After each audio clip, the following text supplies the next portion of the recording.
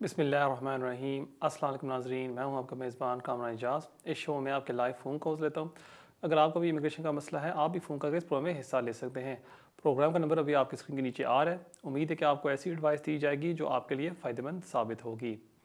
नाज़रीन, शुरू करते हैं इस वीक के अपडेट्स के साथ। और इस वीक से सबसे बड़ी अपडेट है जो इमिग्रेशन एमनेस्टी की जो डिबेट हुई है मंडे को, उसके बारे में थोड़ी सी मैं बातचीत आपके साथ करना चाहूँगा। डिबेट हुई थी मंडे को और एमपीज़ ने अपनी राय दी कि कोई एमपीज़ ने कहा कि जी एमनेस्टी होनी चाहिए, लोगों को स्टेटस मिलना चाहिए, और कोई एमपीज़ भी थे जिन्होंने कहा कि नहीं, एमनेस्टी नहीं होनी चाहिए क्योंकि ये हम एक किस्म का इनाम दे रहे हैं उन लोगों को जो यहाँ इलीगल रह रहे हैं, और अगर हम उनको वीज़ा दे देंगे ये एक बैड एग्ज़ाम्पल होगा लोगों के लिए और हमारे अवाम के लिए कि हम इन सब इमिग्रेंट्स को एक रिवॉर्ड दे रहे हैं। तो कोई एमपीज़ बरखलाफ थे और कोई एमपीज़ एमनेस्टी के हक़ में थे। लेकिन बाद में जो गवर्नमेंट का मिनिस्टर था उसने भी अपनी राय दी और उसने ये कहा गवर्नमेंट की तरफ से कि गवर्नमेंट अभी कोई एमनेस्टी अनाउंस नहीं करेगी जब तक कोई चेंजेस नहीं आते। और गवर्नमेंट का ये कहना है कि अगर हम कोई एमनेस्टी दे देते हैं ये गलत होगा, क्योंकि हम ये नहीं चाहते कि हम एमनेस्टी अब दे दें और बाद में और लोग यहाँ यूके एंटर हो जाएंगे और बाद में वो भी कहेंगे कि हमें एमनेस्टी दी जाए। कि उनका ये कहना था गवर्नमेंट का कि अगर आज हम एमनेस्टी दे देते हैं 5-10 साल बाद फिर और इलीगल लोग यहाँ आ जाएंगे, वो बाद में वो भी कहेंगे कि हमें एमनेस्टी दें, और इसलिए ये हम बैड एग्जांपल सेट करेंगे अगर हम बार बार एक एमनेस्टी अनाउंस कर देते हैं। सो ये थी इस डिबेट की आउटकम, और आप देख सकते हैं कि इतनी पॉजिटिव नहीं थी जितनी ये होनी चाहिए थी। अब मेरी आपसे एडवाइस होगी, अगर आप ये प्रोग्राम देख रहे हैं और अगर आपके पास स्टेटस नहीं है, कि आप बिल्कुल मायूस ना हों। ये तो पहली बात है, क्योंकि ठीक है अभी गवर्नमेंट कह रही है कि हम एमनेस्टी नहीं निकालेंगे, लेकिन हो सकता है कि 2-3 साल बाद पॉलिसीज़ चेंज हो जाएं, उस टाइम फिर कोई ये पॉलिसी निकाल दें। फ़िलहाल अभी के लिए मैं आपको ये एडवाइस करूँगा कि आप मेक श्योर करें कि आपका एप्लीकेशन सिस्टम में डला हुआ है। ये बहुत इंपॉर्टेंट है, क्योंकि हम देख रहे हैं जैसे प्रीति पटेल ने चंद हफ्ते पहले ऐलान किया था कि हम असाइलम सीकर्स के साथ सख्ती करना चाहते हैं। हम चाहते हैं कि उनके एप्लीकेशन हम जल्दी प्रोसेस करें, जो ह्यूमन राइट्स एप्लीकेशन हैं उनको भी हम जल्दी प्रोसेस करें। और इससे ये हम अंदाज़ा लगा सकते हैं कि होम ऑफिस का ये जो मेन मकसद है कि वो लोगों को यहाँ से निकालना चाहते हैं। और अगर आपके पास एप्लीकेशन है सिस्टम में, कम अज़ कम वो एक बैरियर तो होगा रिमूवल से। तो अगर होम ऑफिस आपको पकड़ लेती है और आपका एप्लीकेशन सिस्टम में है जिसके मेरिट्स हैं, फिर होम ऑफिस आपको निकाल नहीं सकती जब तक आपका एप्लीकेशन कंसिडर नहीं होता। दूसरी जो बात मैं आप सबसे अर्ज़ करना चाहूँगा कि अक्सर आपने वीडियोस देखे होंगे यूट्यूब के ऊपर, सोशल मीडिया के ऊपर, जहाँ लोग आपको एडवाइस देते हैं कि जी आप फौरी तौर पर ना एप्लीकेशन डाल दें, एमनेस्टी आने वाली है। और लोग काफ़ी खुश हो जाते हैं ये न्यूज़ देख के और अपने घर वालों को पाकिस्तान में, इंडिया में बता देते हैं कि जी बस ऐलान हो गया है, 6 माह में एमनेस्टी आ रही है। देखिए मेन चीज़ ये याद रखें, जैसे मैंने आपको पहले भी बताया था चंद महीनों पहले, कि किसी को नहीं पता कब कोई एमनेस्टी आएगी। जो लोग कहते हैं ना एमनेस्टी आने वाली है, मेरे ख्याल में वो सब झूठ बोल रहे होते हैं।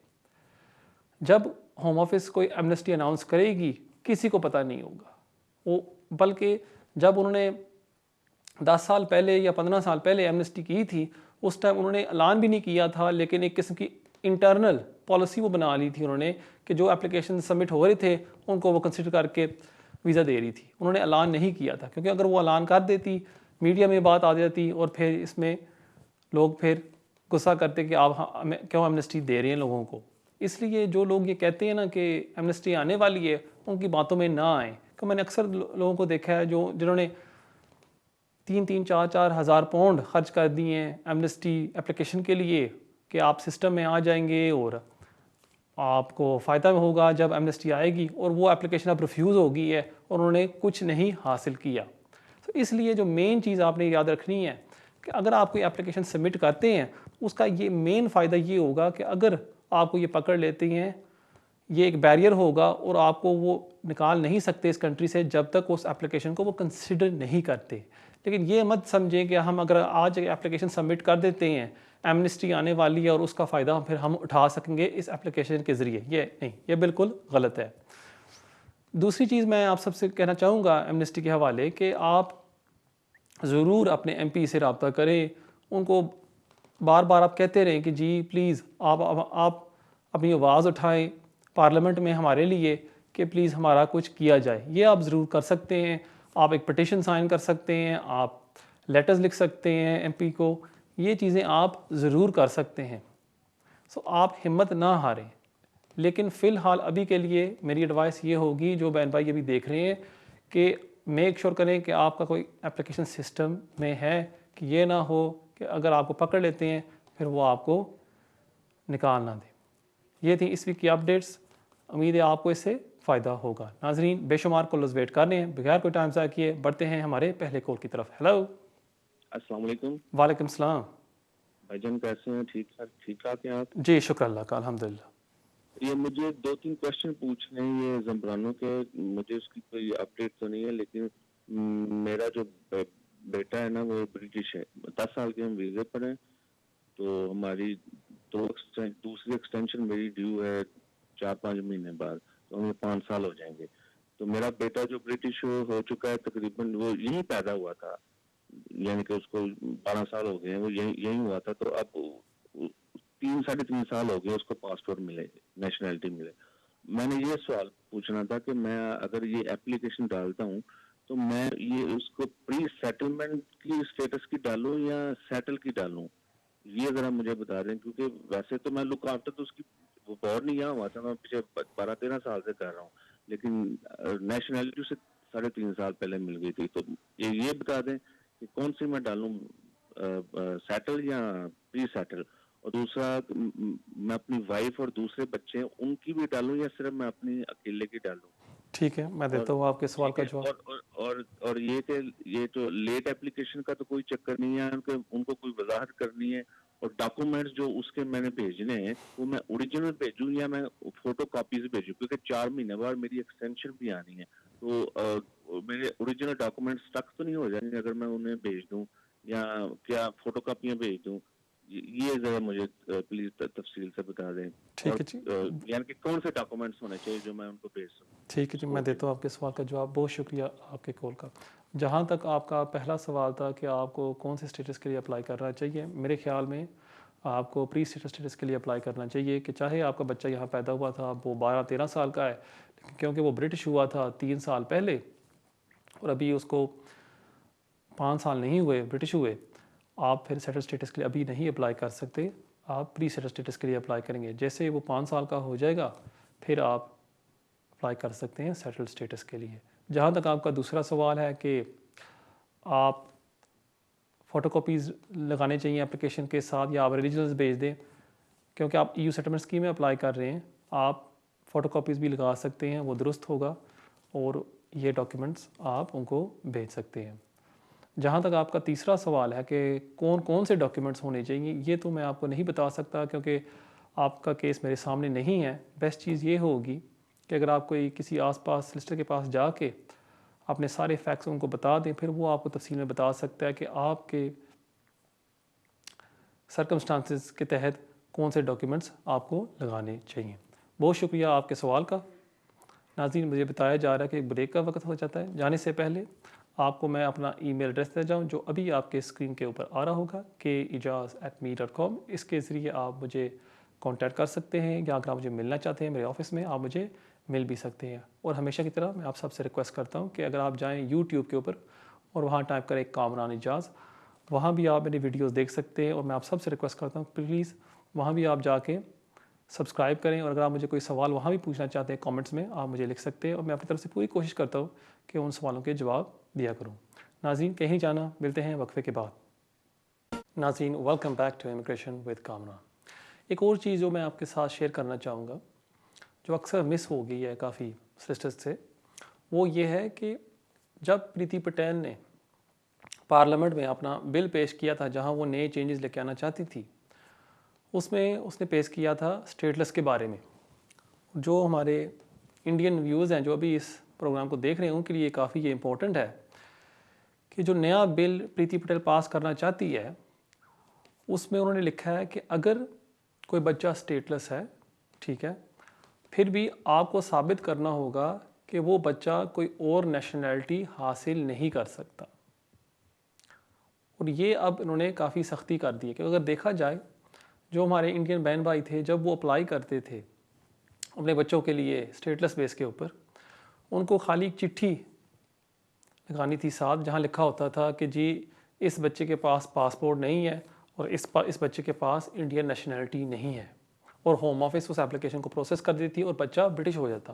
लेकिन जो नए रूल्स होम ऑफिस लेके आना चाहता है, अगर उसको देखा जाए, आपको अब साबित करना होगा कि जो इंडियन हाई कमीशन है वो आपको नेशनलिटी नहीं दे रही। अब यहाँ दो चीज़ें हैं, एक तो है कि फ़र्ज़ करें कि बच्चा पैदा हुआ है उसके पास नेशनलिटी नहीं है, लेकिन दूसरा है कि इंडियन हाई कमीशन कहती है कि हम आपको नहीं देंगे, ये एक अलग बात है और ये आपको साबित करना होगा। क्योंकि अब होम ऑफिस आपको कहेगी जब आप अप्लाई करते हैं कि जी आपने एप्लीकेशन सबमिट की थी बच्चे की पासपोर्ट के लिए, अगर वो रिफ्यूज़ हुई है हमें सबूत दें। और जैसे आपको भी पता है और मुझे भी पता है कि अगर आप अपने बच्चे के लिए अप्लाई करते हैं इंडियन पासपोर्ट के लिए, आपको तो वो इशू कर देंगे। अब यहाँ एक प्रॉब्लम आती है, इसलिए मेरी एडवाइस आप सब से होगी जो बहन भाई इंडियन नेशनल्स हैं और उनके बच्चे अभी 5 साल के हो गए हैं, फौरी तौर पर आप अपने बच्चे को रजिस्टर करवा लें ब्रिटिश, क्योंकि जब ये चेंजेस आ जाएंगे इसमें काफ़ी डिफ़िकल्टी होगी आपको अपने बच्चे को ब्रिटिश करवाने में। सो प्लीज़ फौरी तौर पर आप अपने बच्चे को ब्रिटिश रजिस्टर करवा लें। नाज़रीन देखते हैं हमारे अगले कॉलर कौन है। Hello hello. Hello, you live on है। हाँ जी सर, मेरा एक क्वेश्चन था आपसे। हाँ जी पूछो। हाँ जी, मेरा बेटा आया था जहाँ पर यूके लास्ट 3 मंथ अगो। हाँ जी ठीक हो गया। हाँ जी, ਤੇ ਉਹਨੂੰ ਇੰਡੈਫੀਨਿਟ ਲੀਵ ਟੂ ਐਂਟਰ ਦਿੱਤੀ ਸੀ ਇਹਨਾਂ ਨੇ ਆਪਣੇ ठीक हो गया। ਯੂਕੇ, ਤੇ ਹੁਣ ਉਹਦਾ ਬ੍ਰਿਟਿਸ਼ ਪਾਸਪੋਰਟ ਕਦੋਂ ਅਸੀਂ ਅਪਲਾਈ ਕਰ ਸਕਦੇ ਹਾਂ ਤੇ ਉਹਦੇ ਲਈ ਸਾਨੂੰ ਕਿਹੜੇ ਡਾਕੂਮੈਂਟ ਚਾਹੀਦੇ ਹੋਣਗੇ? ठीक, बच्चा कितने साल का है? 14 ਸਾਲ ਦਾ ਜੀ, 14 ਈਅਰ ओल्ड। 14 ईयर्स हो गए। ठीक है, मैं देना ਤੁਹਾਡੇ ਸਵਾਲ ਦਾ ਜਵਾਬ। ਬਹੁਤ ਸ਼ੁਕਰੀਆ ਤੁਹਾਡੇ ਕੋਲ ਦਾ। ਥੈਂਕ ਯੂ ਜੀ, ਥੈਂਕ ਯੂ। ਅਗਰ ਬੱਚਾ 14 ਸਾਲ ਦਾ ਹੋਵੇ ਔਰ ਉਹਨੂੰ ਆਈਲੈਟ ਗ੍ਰਾਂਟ ਕੀਤੀ ਜਾਂਦੀ ਹੈ ਕਿ ਉਹ ਆਪਣੇ ਪੇਰੈਂਟਸ ਉੱਥੇ ਜੁਆਇਨ ਕਰ ਰਿਹਾ ਯੂਕੇ ਦੇ ਵਿੱਚ, ਹੋਮ ਆਫਿਸ ਦੀ ਜੋ ਗਾਈਡੈਂਸ ਹੈ ਉਹ ਕਹਿੰਦੀ ਹੈ ਕਿ ਕਮ ਅਜ਼ ਕਮ ਬੱਚੇ ਨੂੰ ਇੱਥੇ 2 ਸਾਲ ਹੋ ਜਾਣੇ ਚਾਹੀਦੇ ਨੇ ਜਦੋਂ ਉਹ ਅਪਲਾਈ ਕਰੇ ਨੈਸ਼ਨੈਲਿਟੀ ਵਾਸਤੇ। ਅਗਰ ਉਹ ਬੱਚਾ 13 ਸਾਲ ਤੋਂ ਉੱਪਰ ਹੈ, ਉਹਨੂੰ ਕਮ ਅਜ਼ ਕਮ 2 ਸਾਲ ਇੱਥੇ ਹੋ ਜਾਣੇ ਚਾਹੀਦੇ ਨੇ ਰਹਿੰਦੇ ਹੋਏ, ਫਿਰ ਉਹ ਅਪਲਾਈ ਕਰੇ ਨੈਸ਼ਨੈਲਿਟੀ ਵਾਸਤੇ। ਤੁਸੀਂ ਪਹਿਲਾਂ ਕਰ ਸਕਦੇ ਹੋ, ਲੇਕਿਨ अगर ਤੁਸੀਂ ਕਰ ਦੋਗੇ ਚਾਂਸਸ ਜ਼ਿਆਦਾ ਨੇ ਕਿ ਉਹ ਰਿਫਿਊਜ਼ ਕਰ ਦੇਣਗੇ, ਕਿ ਉਹ ਡਿਸਕਸ਼ਨ ਨਹੀਂ ਇਸਤੇਮਾਲ ਕਰਨਗੇ, ਉਹ ਕहेंगे ਨਹੀਂ ਬੱਚੇ ਦੇ ਟਾਈਜ਼ ਇੱਥੇ ਇਸਟੈਬਲਿਸ਼ ਨਹੀਂ ਹੋਏ। ਇਸ ਵਾਸਤੇ ਮੇਰੀ ਐਡਵਾਈਸ ਤੁਹਾਨੂੰ ਹੋਏਗੀ ਕਿ ਤੁਸੀਂ ਕਮ ਸੇ ਕਮ 2 ਸਾਲ ਵੇਟ ਕਰ ਲਓ ਔਰ ਉਸ ਤੋਂ ਬਾਅਦ ਤੁਸੀਂ ਬੱਚੇ ਵਾਸਤੇ ਅਪਲਾਈ ਕਰ ਸਕੋਗੇ ਨੈਸ਼ਨੈਲਿਟੀ ਵਾਸਤੇ। ਜਿੱਥੇ ਤੱਕ ਤੁਹਾਡਾ ਦੂਜਾ ਸਵਾਲ ਹੈ ਕਿ ਡਾਕੂਮੈਂਟਸ ਕੌਣ ਸੇ ਲੱਗेंगे, ਉਹ ਤੇ ਫਿਰ ਡਿਪੈਂਡ ਕਰਦਾ ਨਾ ਕਿ ਬੱਚਾ ਇੱਥੇ ਪੜ੍ਹਾਈ ਕਰ ਰਿਹਾ ਹੈ, ਜੋ ਵੀ ਡਾਕੂਮੈਂਟ ਤੁਸੀਂ ਲਗਾ ਸਕਦੇ ਹੋ ਕਿ ਉਹਨੇ ਆਪਣੀ ਜ਼ਿੰਦਗੀ ਇੱਥੇ ਇਸਟੈਬਲਿਸ਼ ਕੀਤੀ है वो ਤੁਸੀਂ लगाओगे। बहुत शुक्रिया ਤੁਹਾਡੇ सवाल का। और देखते हैं हमारे अगले कॉलर कौन है। हेलो अस्सलाम वालेकुम। वालेकुम सलाम। भाईजान कैसे हैं आप, ठीक हैं? जी शुक्र अल्लाह का, अल्हम्दुलिल्लाह। अच्छा, मेरा क्वेश्चन ये है कि मुझे रिफ्यूजी स्टेटस मिला था आज से 5 साल पहले। ठीक है। वो 5 साल का वीज़ा था तो वो एक्सपायर होने वाला है। जी जी। तो अब मैं एक तो ये कि इंडेफिनिट अप्लाई करूँगा और मुझे उसके साथ कौन से पेपर लगाने चाहिए, और जब अगर मुझे इंडेफिनिट मिल जाएगा तो फिर मैं ब्रिटिश नेशनैलिटी कब अप्लाई करूँगा? क्या मुझे उसके लिए क्या 10 साल वेट करना पड़ेगा या वो मुझे फिर साल बाद ही दे देंगे? इसका कोई रिफ्यूजी में क्या है इनका लॉ, ये ज़रा प्लीज़ मुझे एक्सप्लेन कर दें, क्योंकि मुझे कुछ लोग कह रहे हैं कि आपको 10 साल ही वेट करना पड़ेगा फिर वो आपको नेशनैलिटी देंगे, लेकिन कुछ कह रहे हैं जी कि आप साल बाद अप्लाई कर सकते हैं। ये ज़रा मुझे बता दें कि मैंने इंडेफिनिट तो अप्लाई करना ही है चंद महीनों बाद। ठीक है। तो क्या पेपर लगाऊंगा, क्या मुझे ये मिलेगा, मुझे ये ज़रा प्लीज़ बता दें। ठीक है, मैं देता हूँ आपके सवाल का जवाब। बहुत शुक्रिया आपकी कॉल का। जहाँ तक आपका पहला सवाल है कि कौन कौन से डॉक्यूमेंट्स लगाने चाहिए, अगेन वो तो डिपेंड करेगा किस बेस पर आपको उन्होंने असाइलम ग्रांट की थी, क्योंकि आजकल जब आप अप्लाई करते हैं इंडेफिनिट के लिए एज एन असाइलम सीकर, वो आपके दोबारा सर्कमस्टांसेस चेक करते हैं कि वो ही हैं, कोई इसमें कोई चीज़ कुछ बदला तो नहीं है। इसलिए वो काफ़ी एक्सटेंसिव चेकिंग करते हैं कि आपके सर्कमस्टांसेस वैसे ही हैं जैसे जब आपने अप्लाई किया था। मेनली आपने डॉक्यूमेंट्स लगाने हैं कि आप यहाँ रह रहे हैं पिछले 5 सालों में, पिछले 5 साल आप यहाँ यूके में रह रहे हैं। जहाँ तक आपका ये दूसरा सवाल है कि आप नेशनलिटी के लिए कब अप्लाई करेंगे, अब 1 साल बाद तो आप नेशनलिटी के लिए अप्लाई कर सकते हैं, लेकिन उसके बाद जब आप नेशनलिटी की एप्लीकेशन सबमिट करते हैं आपको गुड कैरेक्टर रिक्वायरमेंट सेटिस्फाई करना होता है। और जो गुड कैरेक्टर रिक्वायरमेंट है वो कहता है कि आपके पास 10 साल के लिए स्टेटस होना चाहिए। सो जब आप फ़र्ज़ करें नेक्स्ट ईयर आप अप्लाई करेंगे इन जुलाई 2022 में, आपको साबित करना होगा जुलाई 2012 से लेके जुलाई 2022 तक आपके पास स्टेटस था। यह है गुड कैरेक्टर रिक्वायरमेंट। लेकिन अगर उस गाइडेंस को पढ़ा जाए, एक जगह में उन्होंने लिखा हुआ है कि जो असाइलम सीकर्स हैं अगर वो अप्लाई करते हैं उनको ये जो गुड कैरेक्टर रिक्वायरमेंट है ये उनको लागू नहीं होती और हम उनके केस में डिस्कशन इस्तेमाल कर सकते हैं। सो ये एक गुड न्यूज़ है असाइलम सीकर्स की। लेकिन मैंने अक्सर देखा है कि जब कोई असाइलम सीकर्स ने अप्लाई किया है उनका एप्लीकेशन रिफ्यूज़ भी हो गया है गुड कैरेक्टर रिक्वायरमेंट के बेस के ऊपर कि आप ओवरस्टेयर थे और इस बेस पर हम रिफ्यूज़ कर रहे हैं क्योंकि केस वर्कर ने उनके केस में डिस्कशन इस्तेमाल नहीं की। सो ये थोड़ा सा एम्बिग्यूअस है, क्लियर नहीं है कि अगर केस वर्कर आपके केस में इस्तेमाल करता है वो आपकी गुड लक है, अगर वो नहीं करता वो आप कह लें कि आपकी बदकिस्मती है। मेरी एडवाइस आपसे होगी कि जब आप अपनी नेशनलिटी एप्लीकेशन सबमिट करें ज़रूर एक सॉलिसिटर के पास जाके उसको सारा कुछ एक्सप्लेन करके उसके थ्रू आप ये सबमिट कर दें, ये आपके लिए बेहतर होगा। बहुत शुक्रिया आपके कॉल का और देखते हैं हमारे अगले कॉलर कौन है। हेलो हेलो हेलो हेलो अस्सलाम वालेकुम वालेकुम सलाम। जी मुझे पूछना था कि एक्चुअली मैं 10 साल वाले रूट पे हूँ। जी जी अभी मेरी 3rd एक्सटेंशन है। मेरी बेबी है 5 साल की, 5.5 साल की है अभी वो। तो आपने जो रूट बताया था वो जिंदानो एप्लीकेशन का, जी, जी। तो क्या मैं वो कर सकती हूँ अप्लाई? जो और आपकी दूसरी बात ये, सॉरी दूसरा क्वेश्चन कर सकती हूँ? सॉरी ना 1 सेकेंड, जो आपकी जो बेबी है उसकी नेशनलिटी क्या है? सॉरी अब वो ब्रिटिश है ठीक है, वो कब ब्रिटिश हुई थी, बाय बर्थ या? By birth. एक्चुअली मुझे बेबी के बेस पे वो 10 ईयर का मिला था पार्टनरशिप पे। ठीक है, अंडरस्टैंड, ठीक है। जी। और जो आपका दूसरा सवाल है? दूसरा सवाल ये है कि sorry okay that's it, thank you. आप मुझे डिस्ट्रैक्टेड टीवी यू पे आंसर कर दें। नहीं, ठीक है जी, मैं देता हूँ आपके सवाल का जवाब। बहुत शुक्रिया आपके कॉल का। जहाँ तक आपका ये सवाल है कि आपका जो बेबी है वो ब्रिटिश है बाय बर्थ और वो 5 साल का है, अगर आप ज़म्ब्रानो रूल के बेस के ऊपर अप्लाई कर सकते हैं या नहीं, बिल्कुल आप कर सकते हैं।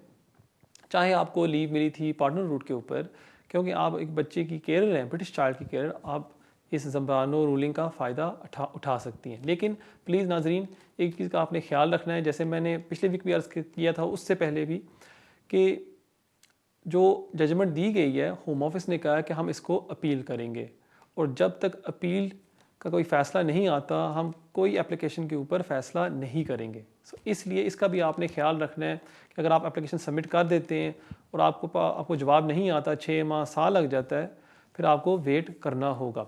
और ये भी याद रखा जाए कि अगर आपके पास वैलिड लीव है 2.5 साल की, आप एनी टाइम अप्लाई कर सकते हैं। सो इसलिए आप वेट भी कर सकते हैं, जैसे ही ज़म्ब्रानो की रूलिंग आ जाती है final judgement court of appeal से, उसके बाद आप ही एप्लीकेशन सबमिट कर सकते हैं। क्योंकि जो हाई कोर्ट की रूलिंग थी वहाँ जज ने साफ ये कहा था कि इसमें कोई टाइम लिमिट नहीं है जिन लोगों के पास है लीव टू रिमेन। सो इसलिए आपको रश करने की ज़रूरत नहीं है, जैसे वो कोर्ट ऑफ अपील की जजमेंट आ जाए उसके बाद भी आप अप्लाई कर सकते हैं। लेकिन अगर आप अभी अप्लाई करना चाहते हैं कि आप चाहते हैं कि आप क्यू में आ जाए, इसमें भी कोई हर्ज नहीं।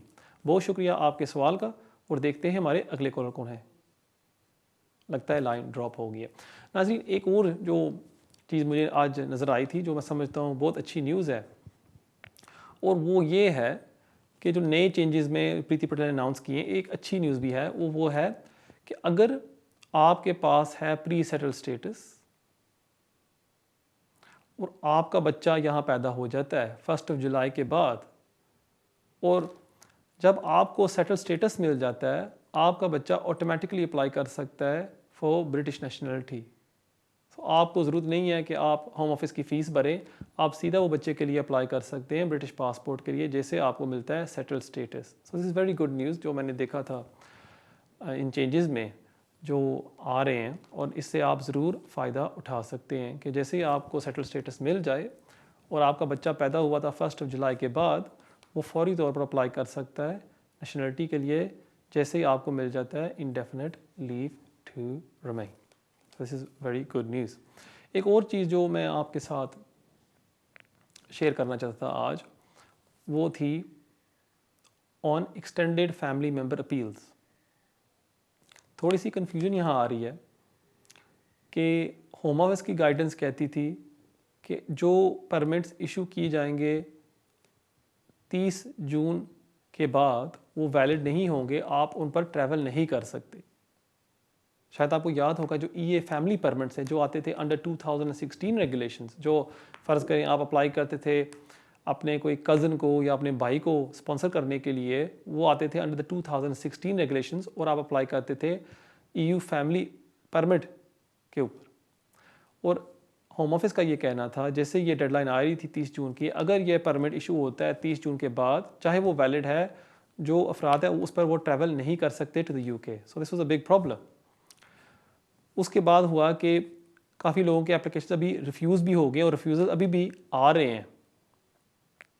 जिन लोगों ने एक्सटेंडेड फैमिली मेम्बर्स के एप्लीकेशन सबमिट किए थे 31 दिसंबर डेडलाइन से पहले, अभी भी वो रिफ्यूज़ल अभी आ रहे हैं। और वहाँ रिफ्यूज़ल में एंड में लिखा हुआ है कि अगर आप अपील करते भी हैं या आपका अपील मंजूर भी हो जाता है, आप ट्रैवल नहीं कर सकते और EA फैमिली परमिट, आप कोई अल्टरनेटिव रूट देख लें अपने लिए जो आप अप्लाई करना चाहते हैं UK एंटर होने के लिए।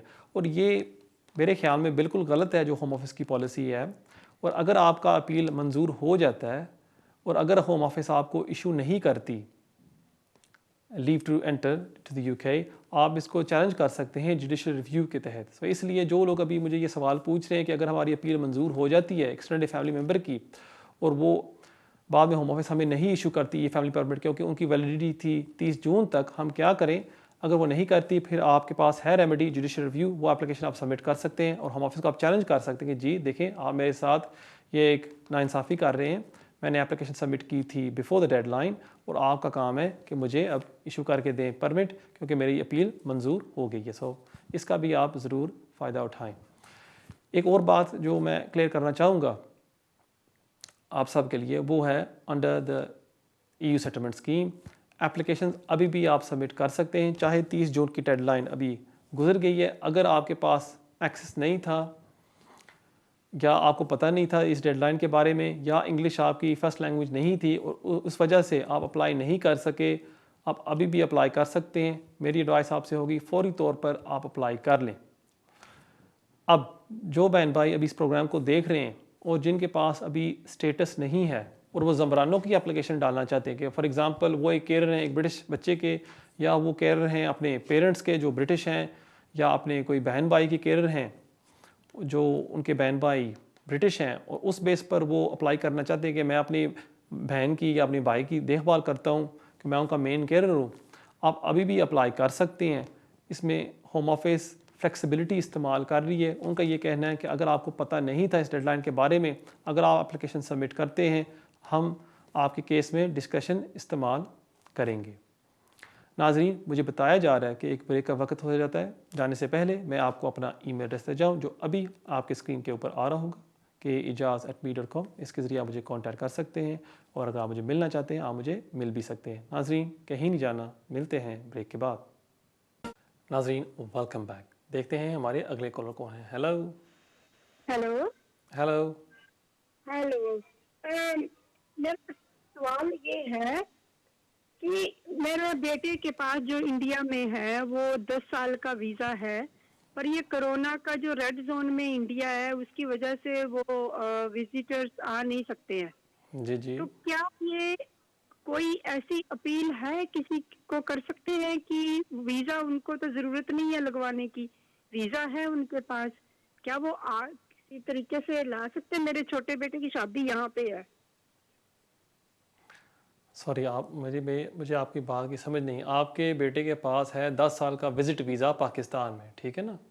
नहीं, इंडिया से। इंडिया से, ठीक है। उसके पास है 10 साल का वीज़ा, ठीक है। जी। अब इशू क्या आया यहाँ?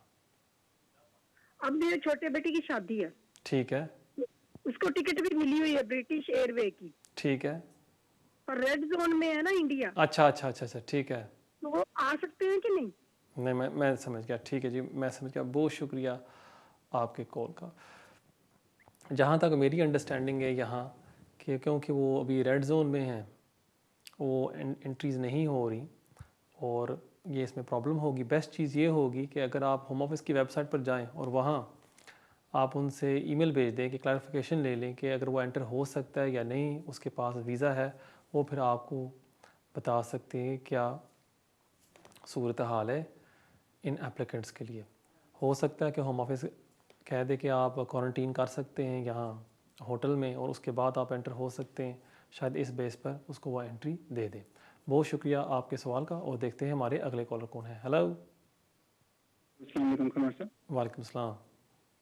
अच्छा कमर साहब, एक तो मैंने आपसे क्वेश्चन करना है और दूसरी एक थोड़ी सी अपडेट देनी थी आपको कि जो फैमिली परमिट वाले हैं लोग जो हैं उनके लिए तो होम ऑफिस वालों ने ये किया है कि जो आपके क्लोज फैमिली मेंबर्स हैं लाइक पेरेंट्स है उनको तो EUSS के तहत वो कंसीडर दैट्स राइट, बिल्कुल EUSS, दैट्स राइट, और सेम वो अप्लाई कर रहे हैं जो सुरेंद्र सिंह केस वाले, करेक्ट। उनको भी सेम अवार्ड लिया।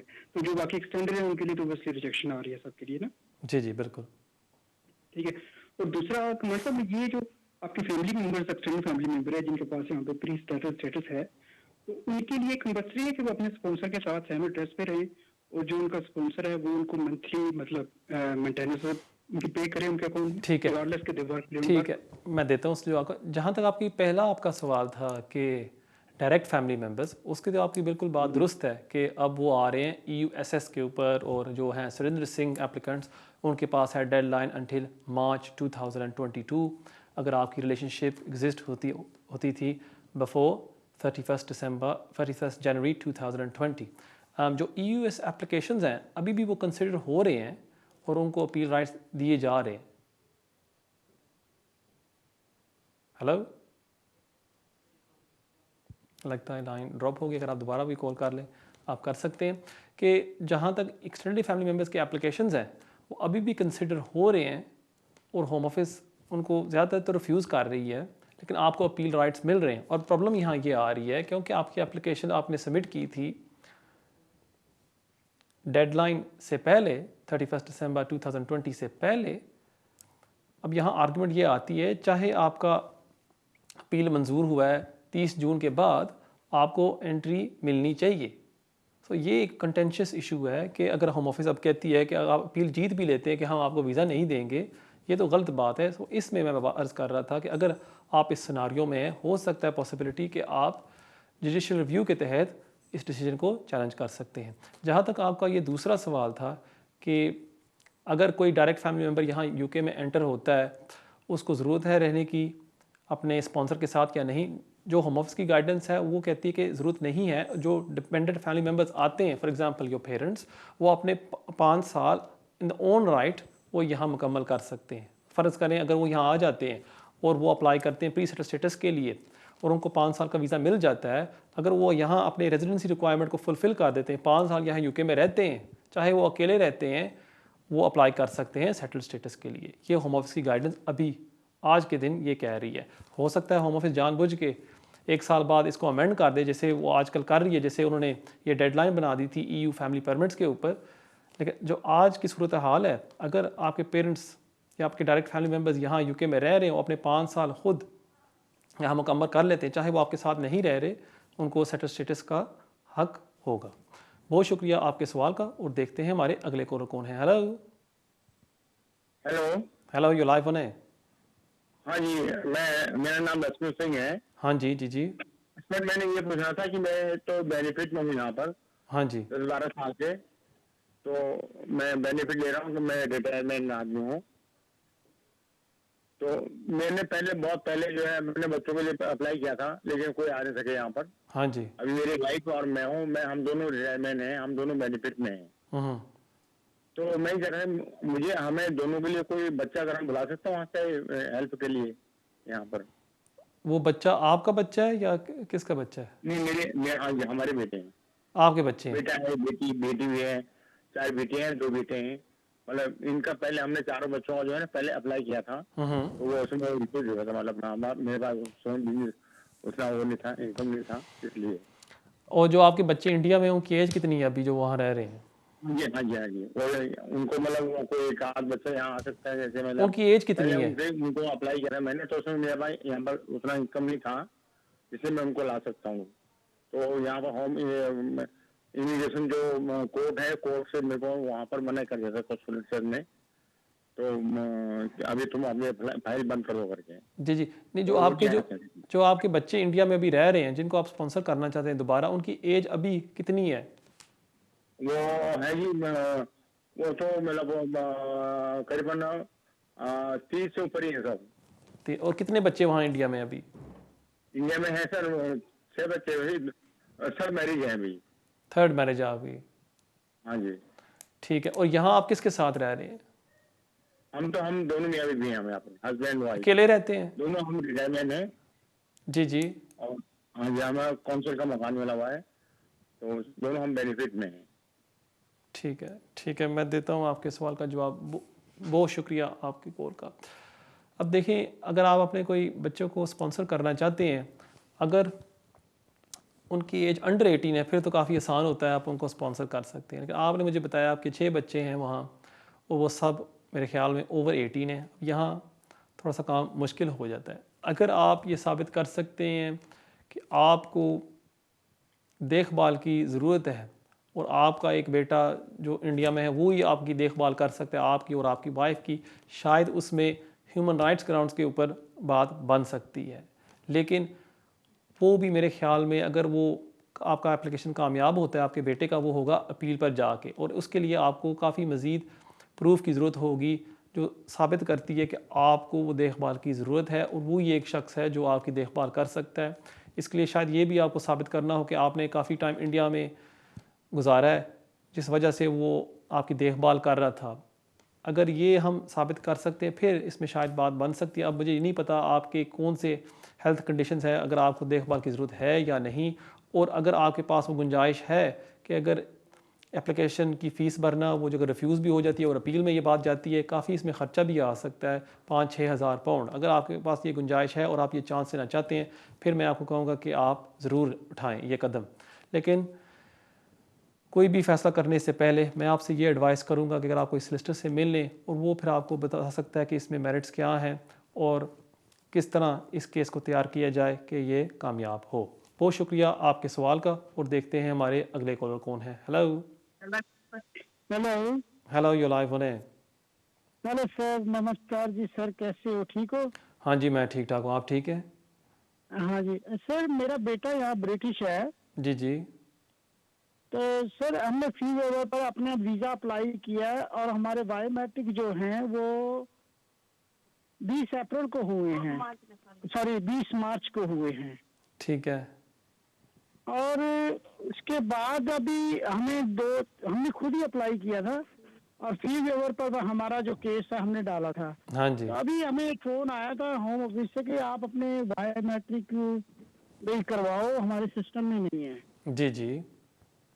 तो फिर उनसे मेरी वाइफ ने बात की थी कि भाई हमारे तो जो फिंगरप्रिंट है या बायोमेट्रिक जो भी हैं, तो हमने 20 मार्च को करवाए हैं, और उन्होंने कहा तो चलो ठीक है, फिर हम ये होगा, हमें मिल जाएगा तो फिर हम फोन नहीं करेंगे, ये नहीं मिला तो हम फोन आपके लिए फिर रीबुक करवाएंगे बायोमेट्रिक के लिए। तो अभी उनको मिल गया होगा या नहीं, अभी मैं आपसे यही पूछना चाहता था। ठीक है, मैं देता हूँ आपके सवाल का जवाब। बहुत शुक्रिया आपके कॉल का। अगर आपने फिंगरप्रिंट्स कर दिए हुए हैं, जैसे आपने मुझे बताया अप्रैल में आपने कर दिए थे, फिर तो आपको ज़रूरत नहीं होगी। हो सकता है कि जब आप गए थे वहाँ और आपने अपने फिंगरप्रिंट्स दिए थे, उनके सिस्टम में सही तरह अपलोड ना हुए हो और उस वजह से वो आपको रिक्वेस्ट कर रहे हो कि जी आप प्लीज़ दोबारा आएँ। लेकिन मेरे ख़्याल में ये बात नहीं है, क्योंकि आपने बताया मुझे कि आपकी वाइफ ने उनको कॉल किया है और उन्होंने कहा कि अगर हमें ज़रूरत पड़ेगी हम दोबारा आपको इन्फॉर्म कर देंगे। हो सकता है कि एक जेनेरिक सा ईमेल गलती के साथ उन्होंने आपको भेज दिया हो कि प्लीज़ आप हमें कॉल करें और दोबारा अपने फिंगरप्रिंट्स दें। तो इसलिए आप एक दफ़ा फिर उनको फ़ोन कर लें, उनसे कंफर्मेशन ले लें कि जी हमें फिंगरप्रिंट्स दोबारा देने की ज़रूरत है या नहीं। हमने फ़लाँ तारीख को अप्रैल में आपको फिंगरप्रिंट दे दिए थे, हम अपने फ़ैसले का वेट कर रहे हैं। प्लीज़ हमें कंफर्म कर दें कि अगर आपको फिंगरप्रिंट की ज़रूरत है या नहीं, और वो फिर आपको बता देंगे। मेरे ख्याल में उनको ज़रूरत नहीं होगी। अप्रैल में आपने फिंगरप्रिंट्स दिए हैं, मुझे पूरी उम्मीद है कि अगले माह तक आपको अपना फ़ैसला मिल जाएगा। बहुत शुक्रिया आपकी कॉल का, और देखते हैं हमारे अगले कॉलर कौन है। Hello hello. Hello, you live on है। हाँ जी, मैंने अभी पहले आपसे बात किया सर। मेरा नाम लक्ष्मण सिंह है। हाँ जी। हाँ जी, मैंने कहा कि मैं बेनिफिट में हूँ यहाँ पर। हम दोनों हैं, हम हस्बैंड वाइफ। तो सर मैंने बहुत पहले, यानी कि 15 साल पहले मैंने बच्चों के लिए अप्लाई किया था। 18 साल पहले की बात है। जी जी। तो चार बच्चों के लिए अप्लाई किया था मैंने, तो सर मेरा वो रिफ्यूज हुआ था मेरा वो। जी जी। फिर मेरे पास इनकम मिल जाए यहाँ पर इतना। तो अभी मैं बेनिफिट पाऊंगा 12 साल से। तो 2005 से मैं बेनिफिट में हूँ, यहाँ पर रिटायरमेंट हूँ। तो मेरे को मतलब कुछ तकलीफ है, तो इसलिए मेरे को कोई एक बच्चे में यहाँ पर बुला सकता हूँ, वैसे सब मैरिज है बच्चे। ठीक है, मैं देता हूँ आपके सवाल का जवाब। बहुत शुक्रिया आपके को। जैसे मैंने पहले अर्ज़ किया था कि वैसे तो अमूमन रूल्स में तो कोई है नहीं कि आप ओवर 18 बच्चे को बुला सकें यहाँ यूके में। लेकिन अगर कोई ह्यूमन राइट्स ग्राउंड्स हैं जिसमें आप साबित कर सकते हैं आपको बहुत ही ज़रूरत है अपने बेटे की, फिर शायद इसमें बात बन सकती है। लेकिन फिर आपने यहाँ ये तय करना है कि उसमें ख़र्चा भी काफ़ी होता है कि होम ऑफिस की फ़ीस तकरीबन 3,500 पाउंड होती है, और उसके साथ साथ अगर उसकी वाइफ भी अप्लाई कर रही है उसका भी काफ़ी ख़र्चा है। 7,000 पाउंड हो गए। एप्लीकेशन रिफ्यूज़ हो जाती है, फिर आप अपील में जाते हैं, सोलिसिटर को फ़ीस देते हैं, तकरीबन 10-12,000 पाउंड का ये ख़र्चा है। और अगर फिर आके जज कहता है कि नहीं, मैं नहीं मानता कि आपको ज़रूरत है, आपकी देखभाल यहाँ सोशल सर्विसेज कर सकती है, फिर आपके पैसे वो ज़ाया जाते हैं। और फिर आपको अफसोस भी काफ़ी होगा कि यार मेरे सोलिसिटर ने मुझे क्यों नहीं बताया कि इसमें चांसेस कम थे। इसलिए मैं आपको ये अर्ज़ कर रहा था कि आप एक सोलिसिटर से मिल लें जो आपको बता सकता है कि इसमें क्या चांसेस हैं, आपकी कंडीशंस को देख के, और आपको इसको परस्यू करना चाहिए या नहीं। यही मेरी आपसे एडवाइस होगी। कोई भी कदम उठाने से पहले आप एक सोलिसिटर से मिल लें, अपने मेडिकल रिकॉर्ड साथ ले जाएं, और फिर आप देख सकते हैं कि आपको अप्लाई करना चाहिए या नहीं। ये भी हो सकता है होम ऑफिस कह दे कि जी नहीं, हम नहीं समझते आपको देखभाल की ज़रूरत है, क्योंकि आप पिछले 15, 16 या 20 साल से यहाँ रह रहे हैं अकेले अपनी वाइफ के साथ, और पहले आपने क्यों नहीं ये एप्लीकेशन सबमिट की, आपने किस तरह 15-20 साल यहाँ यूके में गुजारे हैं बगैर कोई मदद से, अब आपको कैसे ज़रूरत आ गई है मदद के लिए। सो ये भी चीज़ें आपको देखनी पड़ती हैं, और ये आप तब कर सकते हैं जब आप एक सिस्टर के पास जाएं जो आपके केस को देख के आपको बता सकता है कि किस तरह ये केस को तैयार किया जाए। बहुत शुक्रिया आपके कॉल का। नाज़रीन, ये था हमारा आखिरी सवाल आज के लिए। उम्मीद है कि आपको आज का प्रोग्राम पसंद आया होगा। जाने से पहले मैं आपको अपना ईमेल एड्रेस देता जाऊँ जो अभी आपकी स्क्रीन के ऊपर आ रहा होगा, keijaz@me.com। इसके ज़रिए आप मुझे कांटेक्ट कर सकते हैं, और अगर मुझे मिलना चाहते हैं आप मुझे मिल भी सकते हैं। अगर आप आज कोशिश कर रहे थे कॉल करने की और आपकी बारी नहीं आई, आप यूट्यूब पर भी जा सकते हैं, वहाँ टाइप करें कामरान एजाज़, वहाँ मेरा चैनल आपको नज़र आ जाएगा। वहाँ भी आप सब्सक्राइब करके मुझे कमेंट्स में सवाल पूछ सकते हैं, और मैं अपनी तरफ से पूरी कोशिश करूँगा आपके सवालों के जवाब दूँ। लेकिन एक शर्त है, आपने सब्सक्राइब करना होगा, फिर जाके मैं आपके सवाल के जवाब दूँगा। नाज़रीन, मुझे इजाज़त दें। इंशाअल्लाह ताला हमारी मुलाकात होगी अगले हफ्ते इसी टाइम 6 से लेकर 7 बजे, सिर्फ़ और सिर्फ वीनस टीवी पर। तब तक के लिए अस्सलाम वालेकुम।